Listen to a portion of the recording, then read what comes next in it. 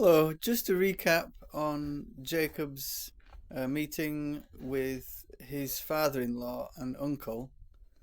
Um, he was being chased by his father-in-law because his father-in-law was tricking Jacob. He was playing a trick on Jacob, so forcing Jacob to stay and work for him. Uh, so now, for the first time, Jacob is doing something right.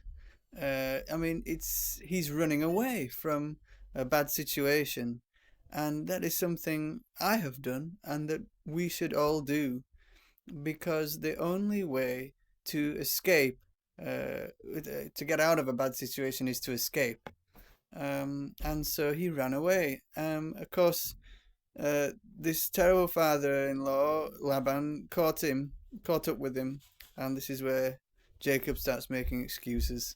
So it's an exciting story. So Jacob answered, I was afraid. I thought you would take your daughters from me by force. Whoever is found in possession of your gods shall die for it. Let our kinsmen here be witnesses. Point out anything I have that is yours and take it back. So kinsman means um, friends or people, yeah, friends. So let your kinsmen here be witnesses. Point out anything I have that is yours and take it back. Jacob did not know that Rachel had stolen the gods, that is, these little wooden figures of demigods, things that small silly things that they worship. So Laban went into Jacob's tent and Leah's tent and that of the two slave girls, but he found nothing. When he came out of Leah's tent, he went into Rachel's. Now she had taken the household gods and put them in the camel bag and was sitting on them. When Laban went through everything in the tent and found nothing, Rachel said to her father, Do not take it amiss, sir, that I cannot rise in your presence. The common lot of woman is upon me. So for all his search Laban did not find his household gods.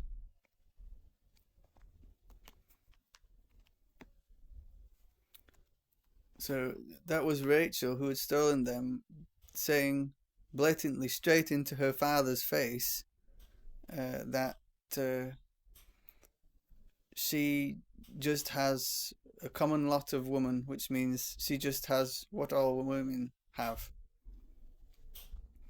Jacob was angry, and he expostulated with Laban. I think that just means speaking out, and that would mean exclaiming in a loud voice. What have I done wrong? What is my offence? That you have come after me in hot pursuit and gone through all my possessions. Have you found anything belonging to your household? If so, set it here in front of my kinsmen and yours, and let them judge between the two of us. In all the 20 years I have been with you, your ewes and she-goats have never miscarried. I have not eaten the rams of your flocks. I have never brought to you the body of any... A ram is just a male. The body of any animal mangled by wild beasts, but I bore the loss myself. So he's protected his sheep from wild animals, which there are in many parts of the world. So you claimed compensation from me for anything stolen by day or by night.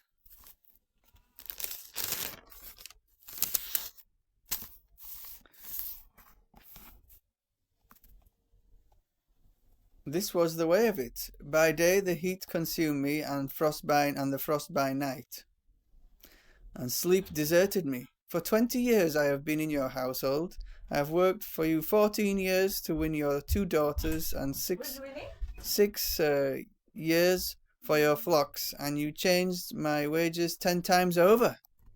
If the God of my father, the God of Abraham, and the fear of Isaac had not been with me, you would have sent me away empty-handed. Just a second. But God saw my labor and my hardships, and last night he rebuked you.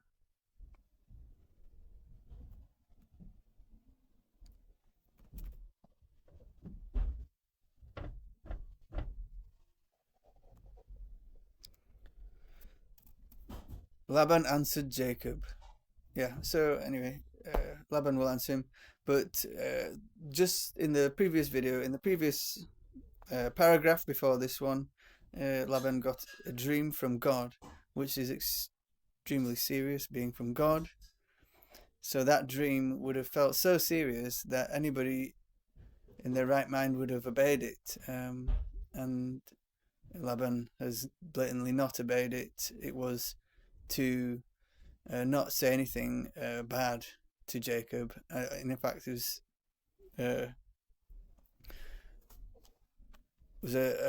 was Laban was told by God in the dream not to say anything at all to Jacob. So God was protecting Jacob, or at least God was, in as far as Laban was concerned, Laban was spoken to by God in a dream, and he should have listened to God, and a normal person would.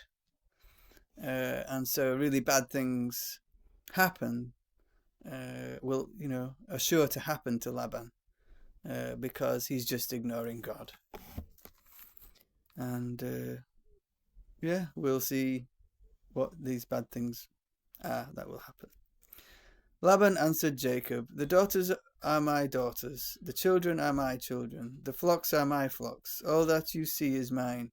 But as for my daughters, what can I do today about them and the children they have borne? Come now, we will make an agreement, you and I, and let it stand as a witness between us." So Jacob chose a great stone and set it upright as a sacred pillar. Then he told his kinsmen to gather stones, and they took them and built a cairn. That is a pile of rocks, signifying a place. It's a Scottish word, and people usually put those on the top of a mountain to show that that is the place they're aiming for, to get to the top to see the view. Or it could be simply a marker, It's a pile of stones that people make, a cairn. So they took them and built a cairn, and there beside the cairn they ate together. Laban called it Jegar Sahadutha. That means, in Aramaic, for cairn, it means cairn of witness. So I think in this translation, witness means to show something, to declare something, to say I have seen something. So they're a witness to say I have seen this agreement between Laban and Jacob. So they called it the cairn of the witness. You could say a cairn of the treaty between two people, but it's not a treaty, it's an agreement. So in this 1980s edition, they chose, for them, the best word was witness. Laban called it Jegar Sahadutha, cairn of witness. And Jacob called it Gal Ed, and that is Hebrew for cairn of witness also. So two different languages. Interestingly, Aramaic is Jesus' language, and Hebrew is the language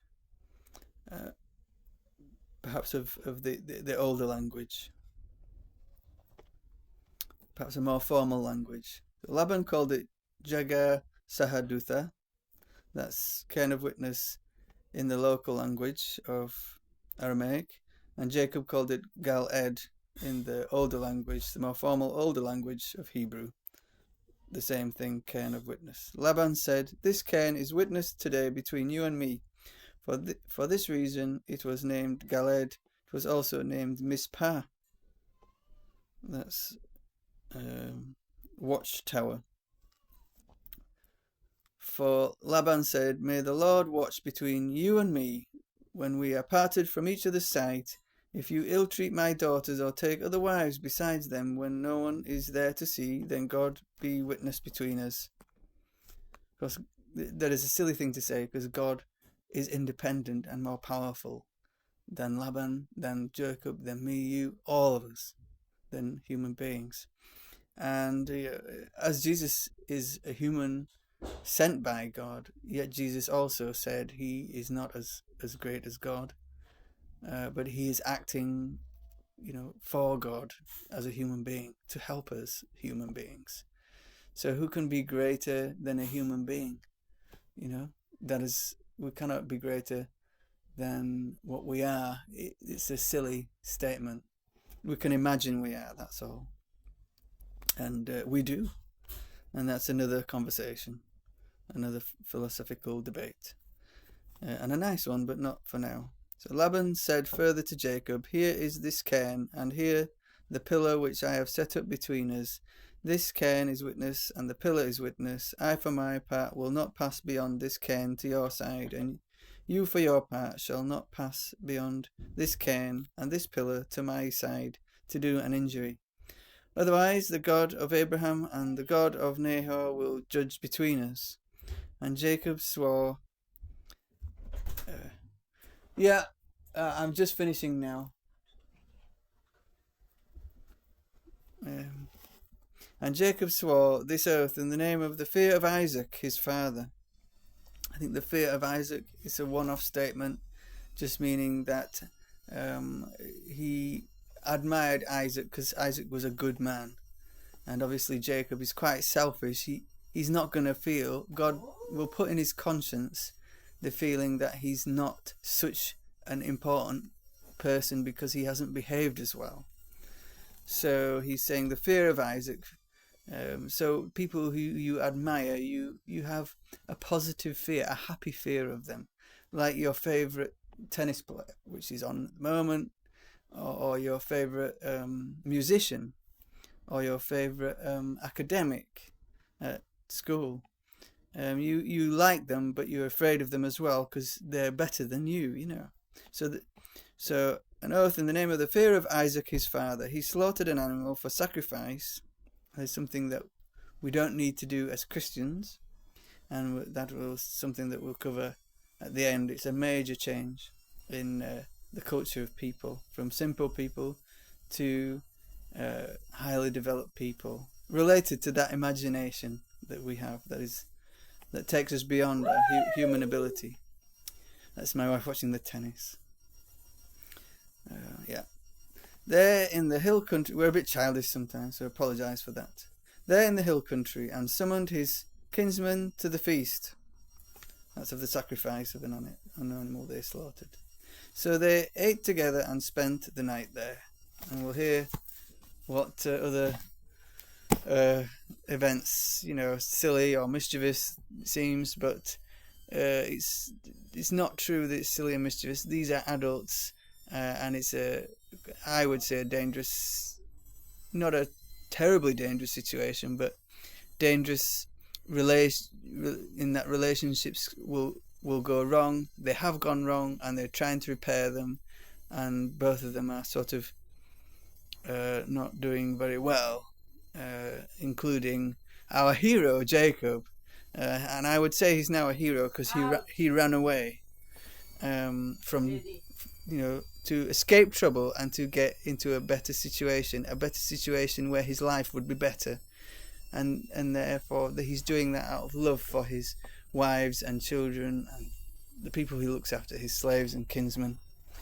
So again, to help us remember and to pray in respect and honour and fear of a happy, good God, say, Father, Son and Holy Spirit. The sign of the cross means sacrifice for good, not for evil. Thank you. See you tomorrow. Good night.